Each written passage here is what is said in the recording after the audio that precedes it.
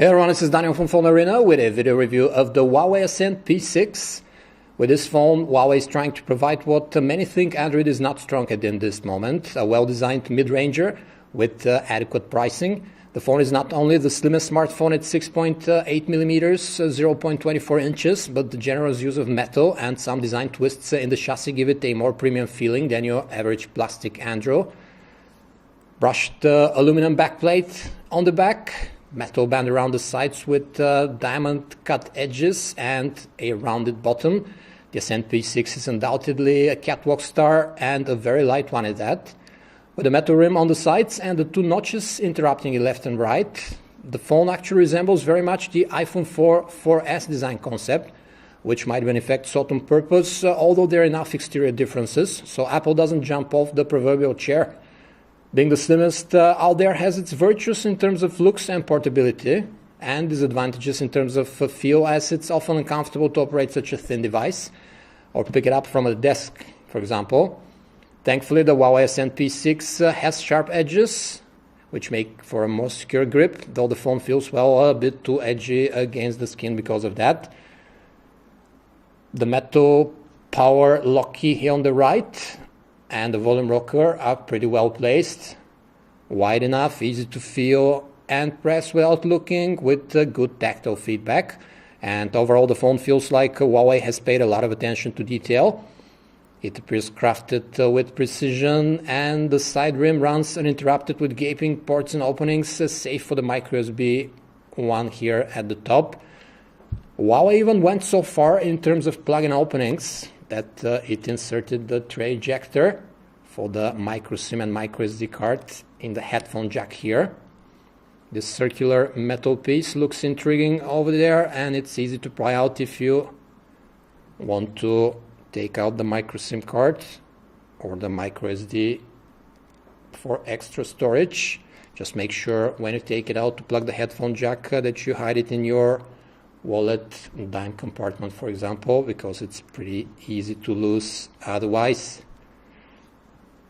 The phone flaunts a 4.7-inch 720 by 1280 pixels IPS LCD panel with 312 ppi density, which is more than enough for your daily needs. The screen sports the modern in-cell touch technology that contributes to the slim waistline of the P6.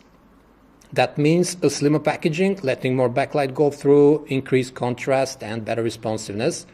Color representation is very good, and you can also adjust the color temperature of the display right here from its settings. The default is neutral, but you can go from warm to cold colors and back to neutral. The screen has very good viewing angles. As you can expect from an IPS LCD, it's sufficiently bright outside with its 470 nits, but has a bit too much reflectance, which diminishes sunlight visibility and makes it hard to tell in direct rays due to mirror reflections. There's this gloves-only mode here in the settings, which means that you can use the display while on the ski lift, for example, and the mode can be turned on and off directly from the settings. Let's have a look at the Emotion UI interface now. First thing you notice about Huawei's new Emotion UI on top of Android 4.2.2 is that it does away with the up drawer and centers everything on the home screens.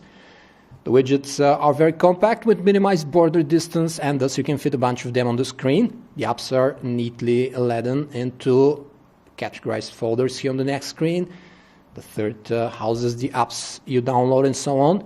Unfortunately, the awesome ability from the Huawei Ascend Mate, for example, to hide and show the navigation bar with a small arrow from whichever app you're into doesn't seem to be present here, reserved for the larger phablet display.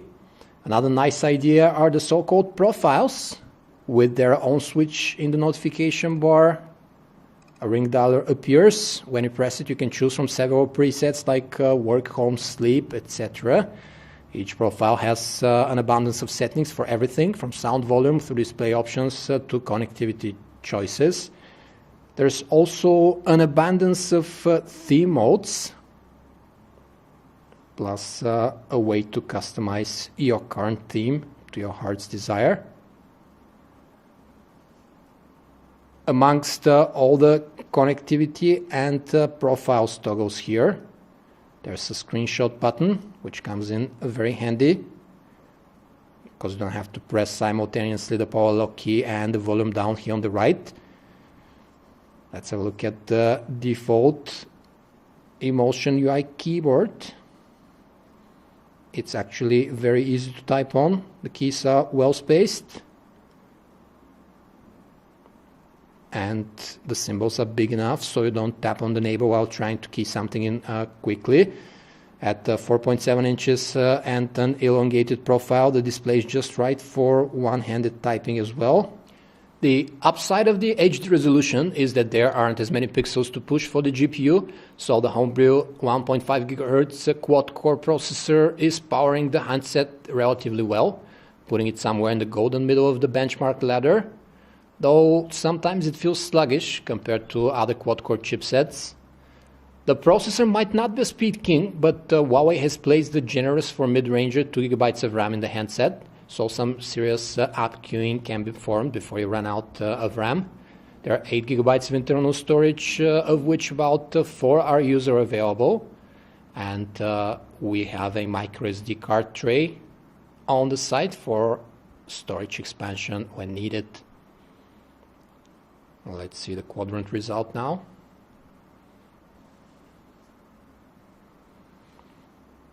We got 5,061 points, which is nothing really to write home about. The default Emotion UI browser is pretty barren as an interface, as you can see, but it renders pages pretty well and has the added benefit of supporting side-loaded Adobe Flash, so we won't be left out when you come across a piece of web which needs it.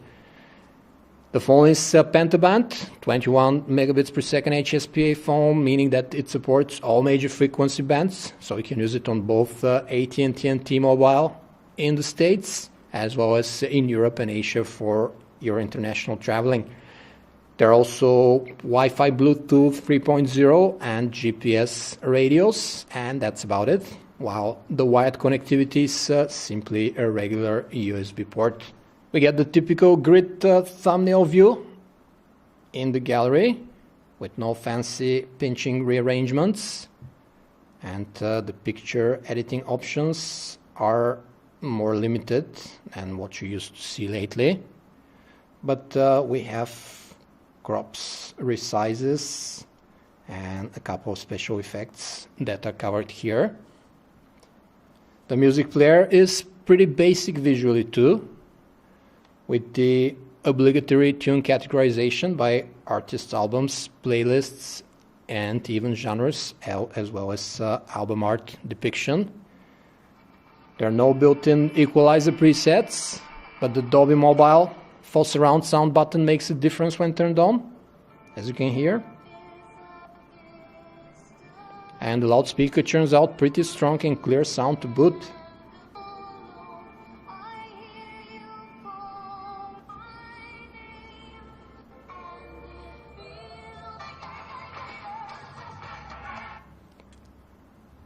In addition, the Ascend P6 plays all major video formats you can throw at it, like DivX, XVAD, MKV even, and that's up to 1080 definition as well. This is a 1080p DivX movie, as you can see, and it plays without a hiccup.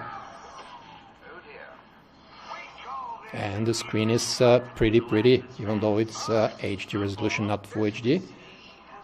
It's more than enough for watching videos and browsing through the interface. The camera app interface is comparatively simple, with a few basic shooting modes like panorama, HDR, beauty phase and burst shot, plus a couple of color effects. Nothing fancy, but most stuff you might need is here. Unfortunately, the camera app feels slow to load, and shot times aren't the ones you used to with flagship devices.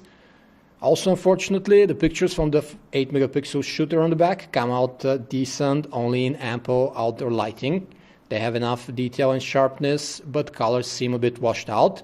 When the lights dim down, noise and blur creep up significantly, and some weird hues get cast over the images, especially with the flash on, which is pretty weak to boot. Video is recorded in 1080p with 30 frames per second. You can also do HDR video.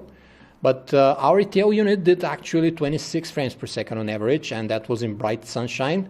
It also skipped frames like crazy when panning around, making the video appear rather choppy. The frontal camera is interesting as well here. You've got a 5 megapixel shooter with this beauty mode slider, which enhances your face, improving blemishes and skin tones to a certain level. It also has a 720p HD video recording mode. However, we didn't notice the high resolution to result in much higher pixel video quality compared to your average front shooter. With its combination of curved lines and sharp metal edges, the slimmest phone out there is undoubtedly one of the most elegant designs we've seen, and not only in the Android world too. The Ascend P6 gets almost all major smartphone details right, except for the mediocre camera, which has some issues with pictures and video. Still, for about $400 or euros, we can't complain if something's lacking on a mid-ranger, especially in such a thin and light package. Direct competitors are other mid-range Android handsets with similar specs, like the LG Optimus G Nexus 4, Samsung Galaxy S3, or the Sony Xperia SP. With the exception of the glass chassis on the LG, however, they don't sport premium designer looks.